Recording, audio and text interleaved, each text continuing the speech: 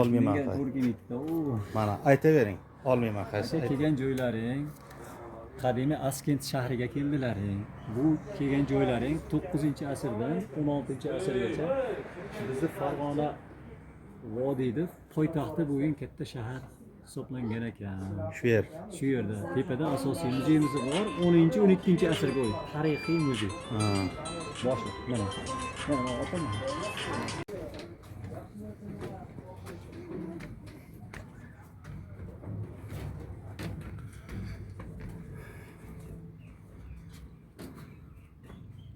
Axsikent ekan bu yer. Axsikent shahri miloddan avvalgi 3-asrda qurilgan bo'lib, miloddan eramizning 9-asr o'rtasigacha manbalarda Farg'ona deb atalgan.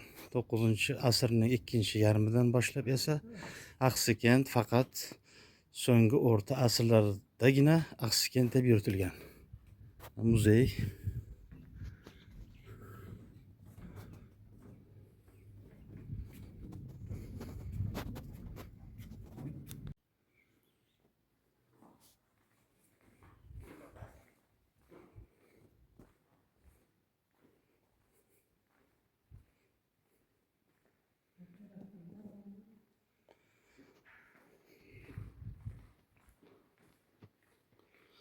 Sopol obdasida 11-12-asrlar. Sopol ko'zalar.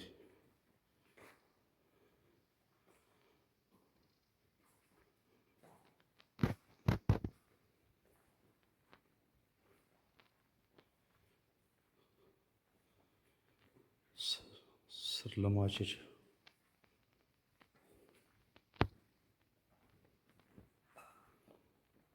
Bir band sopol idish 18-asr, 12-asr. Xum gardish qismi. Mana shuning ichida tilla bo'lgan, lekin qolib ketganda yerning tagida. Hay.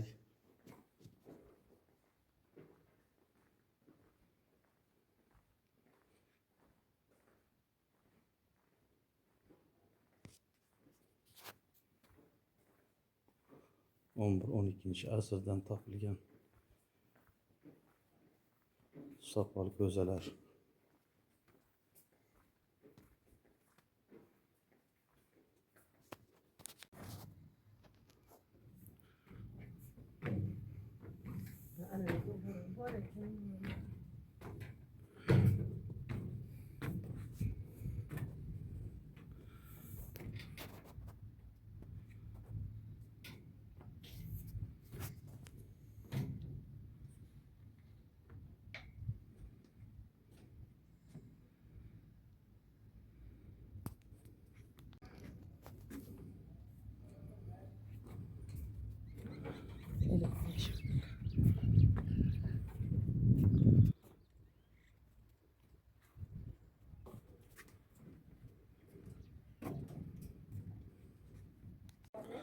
Qazilmalar olib borilayotgan arxeologik obyektlar.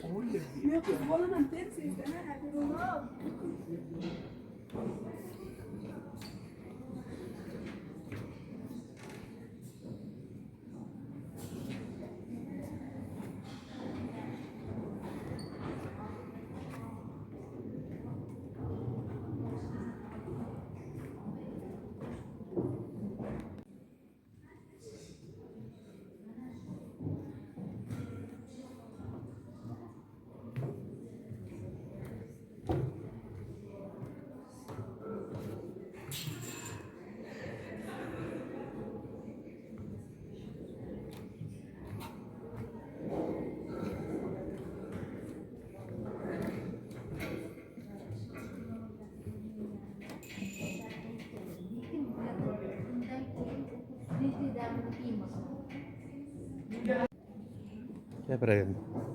Biz o'quvchilik davrlarimizda o'quvchilar Sadriddinov degan ustozimiz bo'lardilar, tarixchi olim edilar-da. Endi nomlari chiqmagan bo'lsa ham, qaysidir ma'noda qishloq tarixini, kelib chiqishini o'rgangan inson edilar.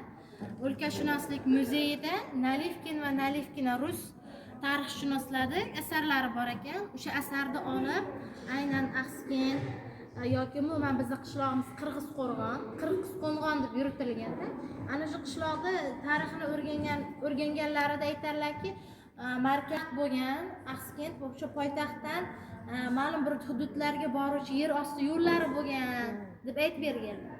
Hozir men Eshitqo'rg'onga chiqish yo'li bor deb eshitganman, lekin bizni qishlog'imiz ham daryoni, ya'ni o'sha Sirdaryoni bo'yi bo'lganligi uchun shahar hududidagi aynan bu yerda saroyda yashagan malikalar yoki kanizlar aynan o'sha hududda bir ko'ngilochar joy qilib o'ynagani borishlar ekan. Shuning uchun saroydan bizni qishlog'imizgacha yer osti yo'li bor ekan. Hozir o'sha joy Changal mozor deb yuritiladi-da.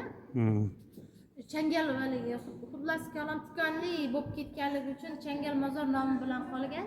Lekin qishloqdoshlarimizning xayolida saroydan chiqqan malikalar go'zal bo'ladi, ko'rinishi go'zal bo'lganligi uchun parilar qo'ndi deb o'ylashganda 40 ta qiz qo'ndi, oq suluv kiyimlarni kiygan qizlar qo'ndi deb omma aholi aytib o'tgandan keyin bu yer muqaddas joy ekan bizning qishlog'imiz.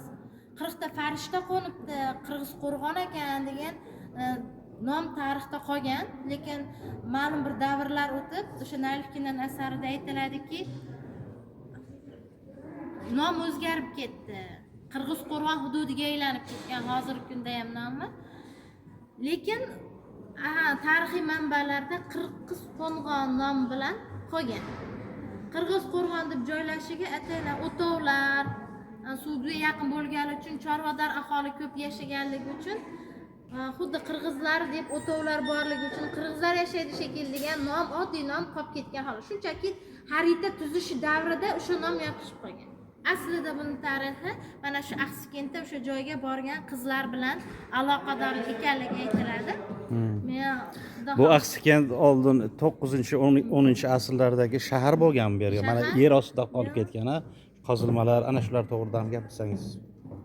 Hozir qazishmalar bizga juda ham qiziq, sababiki suv quvurlar bu aytilgan birinchi xitoyliklar sopol quvurlarda suv shahar markaziga ichki yo'l bilan suv tortilgan deyilgan, lekin tarixda mana Axsikentdan suv quvurlar topilganligi xitoylik manbalarni rad etdi-da.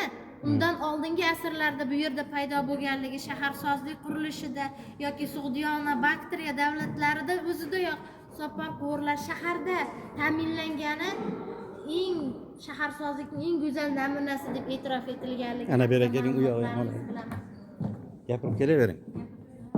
Yozyapti.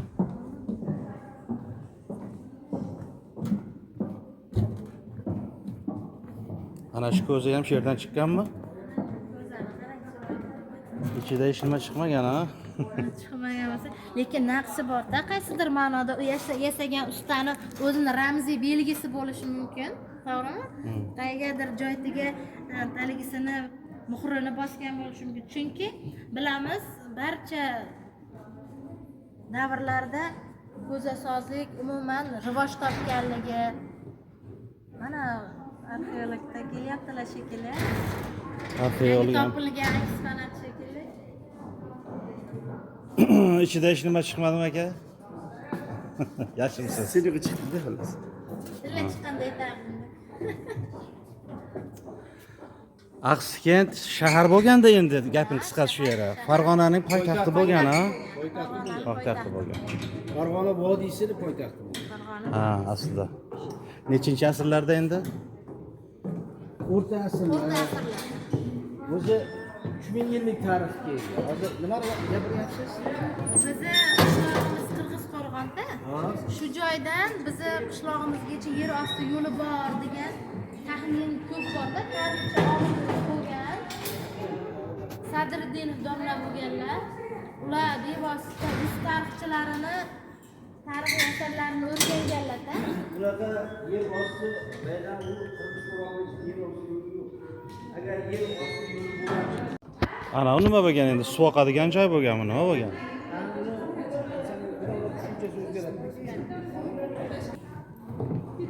Rahmat.